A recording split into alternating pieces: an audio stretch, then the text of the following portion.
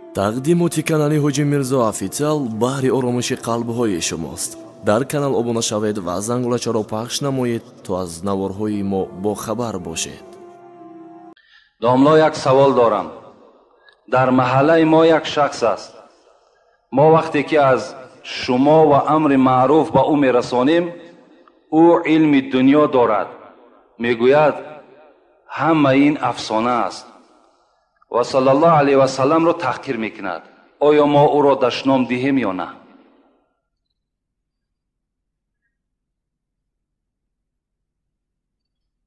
аввалан дар ин саволҳову дар шунидани ин суханҳо мо тааҷҷуб накунем. ин ҷои тааҷҷубшам нест. мегӯянд ки дар ҳар ҷое ки як муҳаммадӣ бошад, як абулаҳаб ҳаст. дар ҳар ҷое ки уммати ислом бошад, дар паҳлӯш як яҳудӣ ҳаст. ин ҷои тааҷҷуб нест. расули акрам ки муъҷизаи аён доштанд, зоҳир ба мардум муъҷизаро нишон медоданд, боварш намекарданд. имрӯз ику кур аст, илми дунё надорад. агар илми дунё медошт, ӯ ба қадри ислом ва ба қадри расули акрам мерасид. локин дар илми дунёшам нуқс аст. илми дунёдор бисёр аст. мо тарафдори ҳамо бандагоне ҳастем ки илми дунё доранд ва илми охират доранд. мо илми дунёро таҳқир намекунем.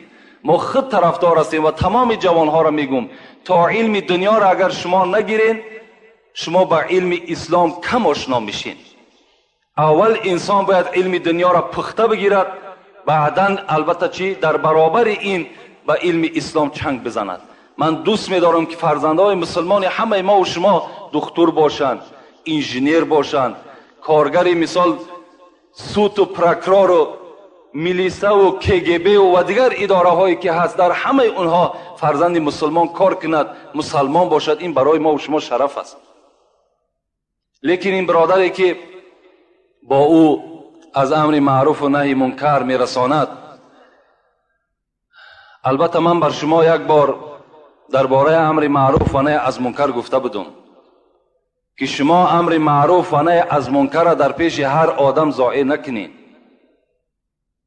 хабар аз илми дин кун аҳли динро, макори тухм ҳар шӯра заминро.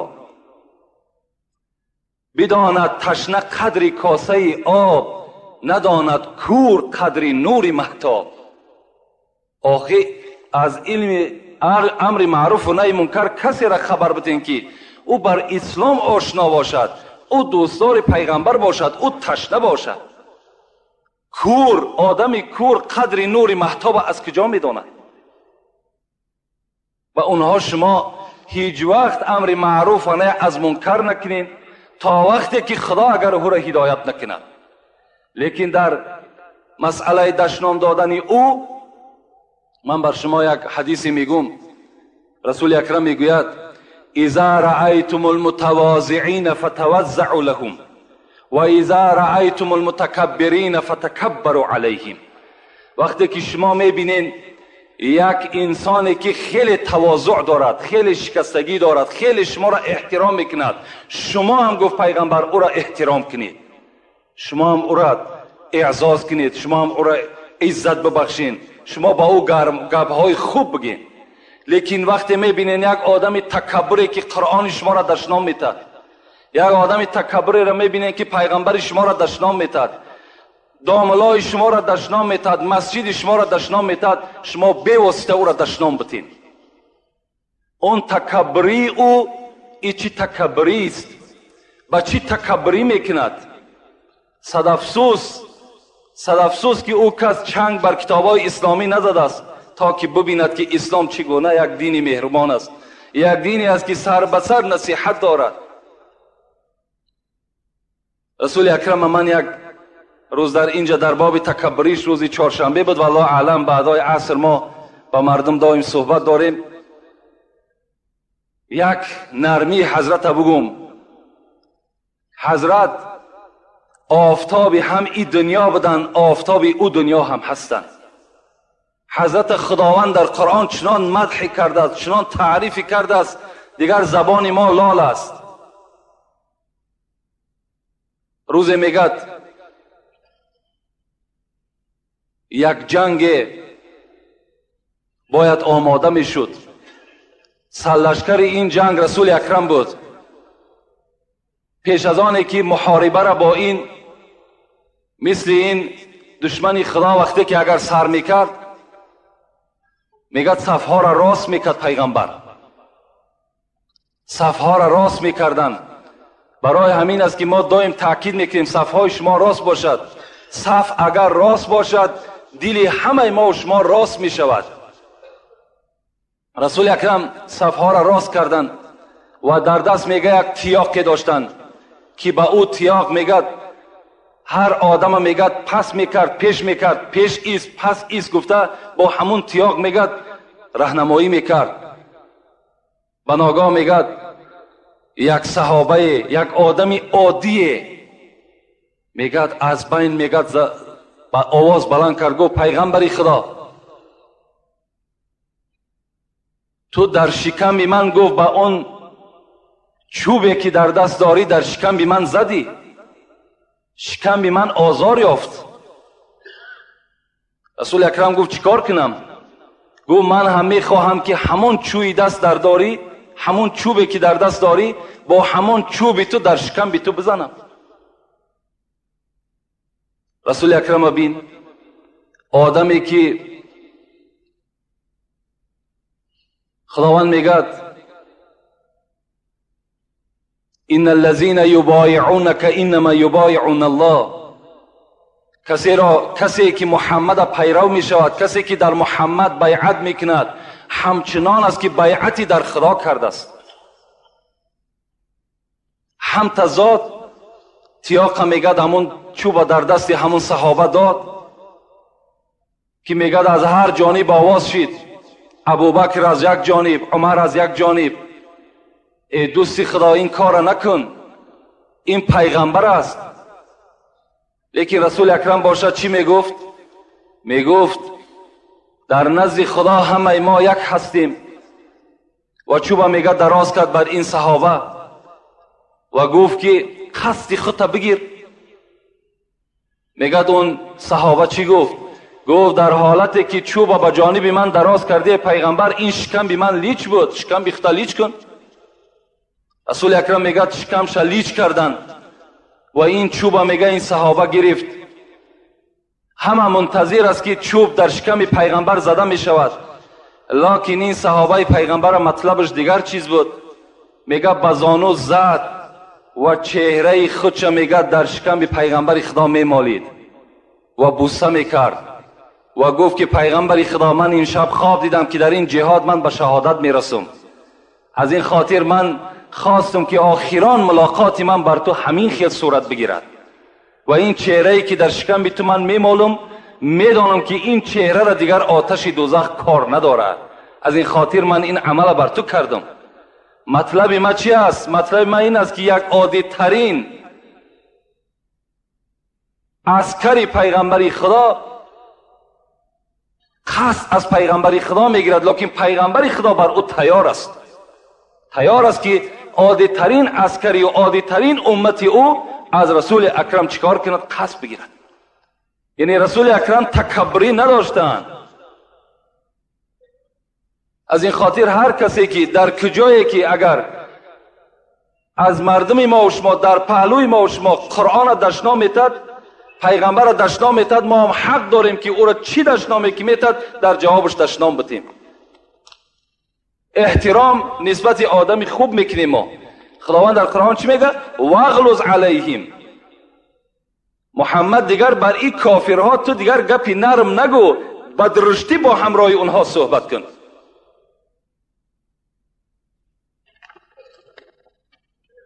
السلام علیکم داملای عزیز، یک سوال دارم.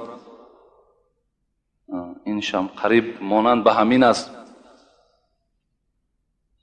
ما یک همسایه داریم، آن شخص در دیگر دین است، دینش دیگر است، یعنی دینی حضرت عیسی.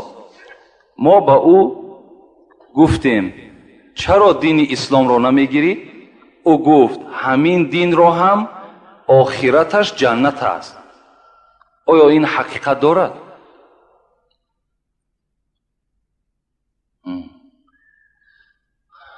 این برادر سوال میکند که در همسایگی یک همسایه‌ای داریم که در دین حضرت عیسی هست.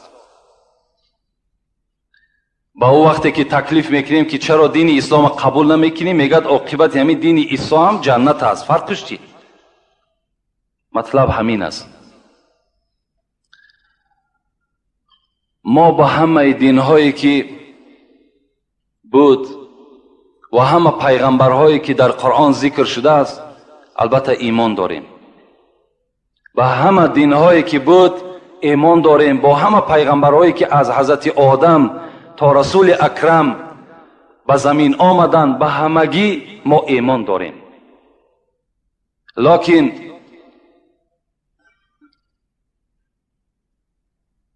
امروز قرآن در روی زمین است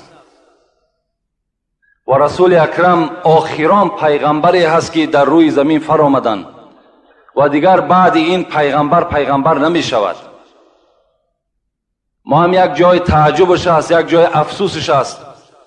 چرا که ما ایمانی بر همه دینها و همه پیغمبرها داریم، لکن پیروان عیسی و پیروان انجیل عیسی چرا که رسول اکرم تصدیق نمیکنن با پیغمبریش و چرا قرآن کتاب خدا نمیشمارن؟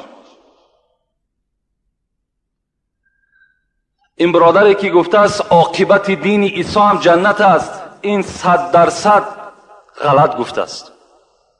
زیرا که قرآن چی میگد؟ اعوذ بالله من الشیطان الرجیم ان الدین عند الله الاسلام. با درستی این که خدای ما و شما میگوید همان خدایی که انجیل روان کرد، همان خدایی که عیسی را روان کرد، همان خدایی که موسی را خلق کرد، همان خدا چی میگد؟ با درستی این که نزد من دینی که نجات دارد این اسلام است. فقط اسلام دینی شناخته شده است. دیگر دینها را خداوند نام نگرفت، بلکه چی گفت؟